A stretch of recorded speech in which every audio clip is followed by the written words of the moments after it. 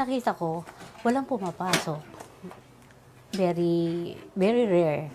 So, I came to the point na nag-isip ako ng strategy paano makaka-encourage ng pupunta rito. Siyempre, initiative. Initiative ang nag-drive sa akin at saka yung pagmamahal na maalagaan ng libro namin at magamit.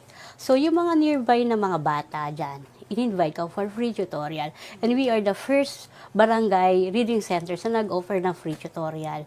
That was the first program I did for our barangay. So, nakita ko, pwede pang mag-inject ng iba pang programa. We started, first, 8 lang sila. 4 nga, nung una, 4 lang. Tapos, naging 8. Naging 15.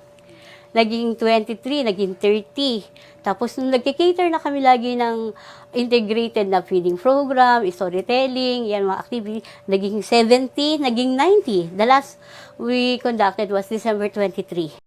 I still remember yung sinabi niya, dapat hindi ka aasa sa politiko. Dapat umasa ka sa komunidad.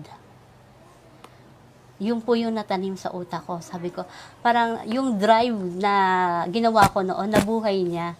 Sabi ko, kakayanin ko na to. Kung yung reading club, nagawa niya on his own, why not me?